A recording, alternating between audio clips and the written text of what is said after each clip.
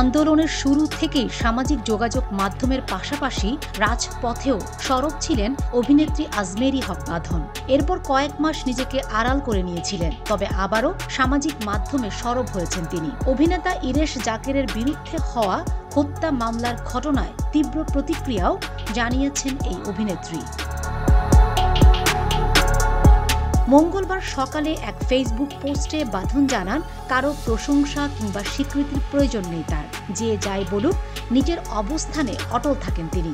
আজমেরী হক বাঁধন আরও লিখেছেন, আমি এখানে কারো নিয়ন্ত্রণে থাকার জন্য আসিনি। আমার জীবন, আমার নিয়ম। আমি কি করব, কিভাবে বাঁচব আর কি হব তা একমাত্র আমি ঠিক করি। আমার পথ আমি নিজেই বেছে নেই। আমার সিদ্ধান্ত আমার নিজের। অভিনয় থেকে কিছুটা দূরে থাকলেও সামাজিক কর্মকাণ্ড নিয়ে ব্যস্ত আছেন অভিনেত্রী আজমেরী হক বাঁধন। সমসাময়িক সময়ের বিভিন্ন ঘটনা নিয়েও ফেসবুকেও বিভিন্ন সময় আওয়াজ তোলেন। কয়েকদিন আগেও এক স্ট্যাটাসে অভিনেত্রী লিখেছিলেন, আমার ভুলগুলোকে স্বীকার করি এবং বিকাশকে সম্মান করি। আমার প্রতিটি সফলতা আমি অর্জন করেছি। অন্যদের মতামত আমাকে নাড়াতে পারেনি। আমি জানি আমি কে এবং এখানে পৌঁছাতে কি করতে হয়েছে।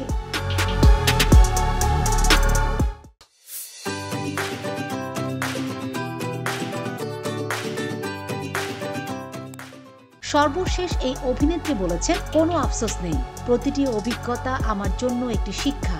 জীবনের প্রতিটি পদক্ষেপ এক একটি গল্প, যা আমাকে আজকের আমি হিসেবে তৈরি করেছে।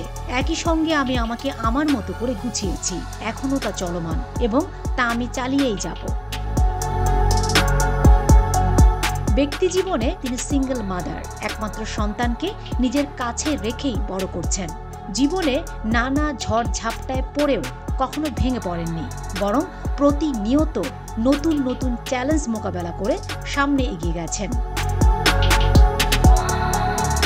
সম্প্রতি ইরেশ জাকেরের বিরুদ্ধে মামলার প্রতিবাদ জানিয়েও বাঁধন লিখেন, ইরেশ জাকের সবসময় সত্যের পক্ষে ছিলেন। সংগ্রামের প্রতিটি মুহূর্তে ছাত্রদের পাশে ছিলেন। 4 আগস্ট কারফিউ ঘোষণার সময় আমরা একসঙ্গে শাহবাগে ছিলাম। সেই রাতে গণভবনে যাওয়ার একটি তীব্র চাপ ছিল, কিন্তু ইরেশ জাকের তা প্রত্যাখ্যান করেছেন। তিনি চাপের মুখে না গিয়ে সত্যের সঙ্গে দাঁড়ানোর কঠিন সিদ্ধান্ত নিয়েছেন। আজ তাকে হেনস্থা হতে দেখছি এবং যা হৃদয় বিদারক। Fatema Shilu, GTV news.